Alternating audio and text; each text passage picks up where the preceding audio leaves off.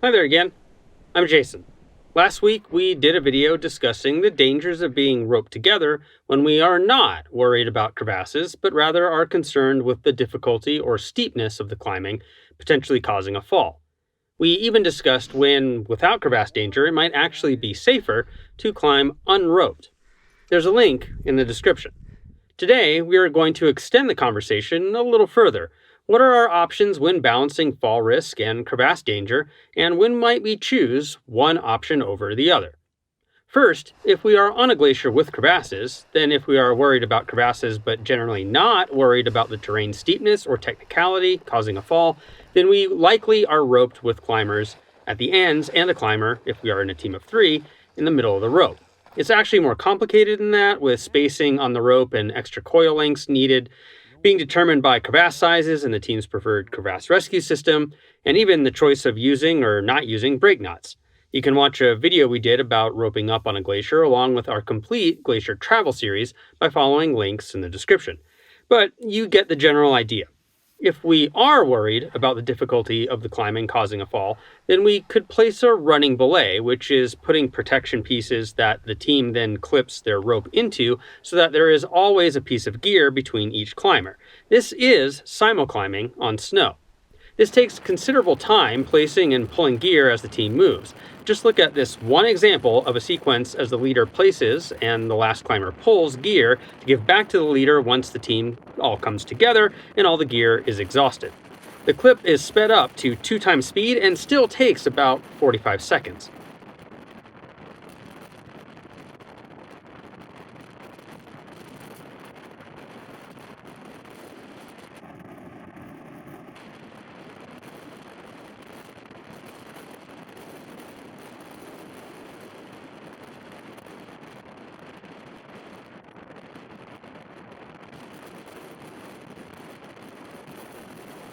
But this also works if we are simultaneously worried about crevasse falls, as we can keep the rope spacing and coils in place that are part of our crevasse fall mitigation.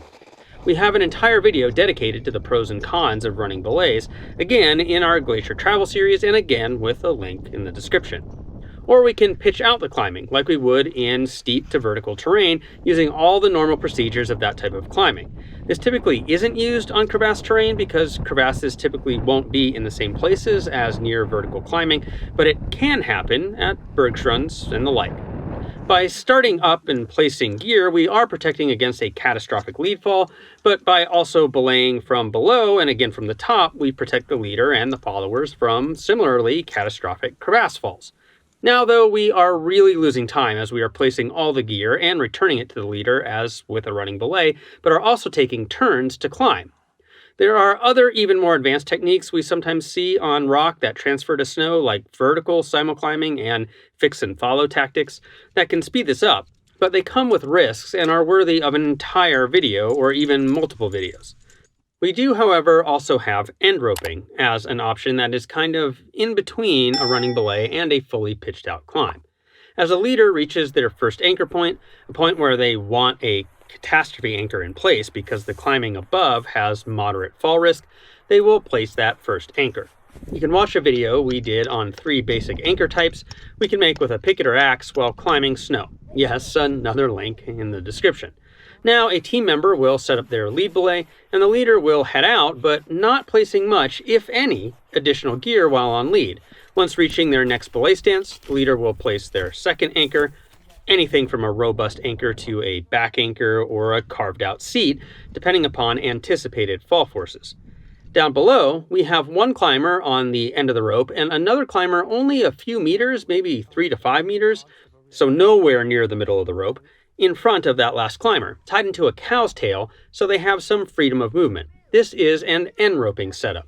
They will pull the bottom anchor once they are on belay from above and before heading up. We did a whole video discussing end roping on rock, and yep, there's another link in the description. For this to be viable, one climber needs to be very comfortable with the terrain and the level of difficulty, while maybe the other climbers are not as comfortable. This saves us the time of all the intermediate placements we have in a running belay, and it allows at least the last 2 climbers to climb simultaneously, unlike a fully pitched climb. However, it would not be good to have both of the end-roping climbers on the same snow bridge crossing a crevasse, so it isn't a good option if crevasse falls or wide crevasses are significant risks for this section of climbing. So, as rules of thumb, if I have terrain that poses fall risk due to difficulty and crevasse risk, a running belay might make a good choice, but I don't want to sustain that type of climbing because it loses time. Further, if the difficulty of climbing is a truly significant risk, then a pitched out section can protect against both falls and crevasses, but is even slower. If I only have fall risk from difficulty, no crevasse danger, then I can choose between pitched out, end roping, running belays, and even unroped climbing using self-arrest as the fall protection.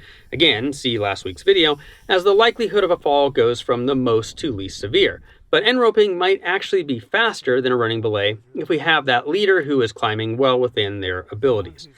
And if I only have crevasse risk with very low likelihoods of falls due to terrain difficulty, then just being roped up and traveling without gear placements becomes a reasonable choice.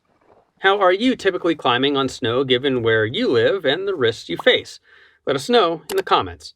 Thanks for watching this video. Please like, subscribe, and share if you want to support us. For more information, you can go to our website at www.shortguysbetaworks.com. You can check out last week's video on the dangers of rope travel without gear placements, or you can check out our entire glacier travel series for a deep dive into many of the things we consider when mitigating risks on a glacier. We'll see you next week and keep on getting more out of that big outside.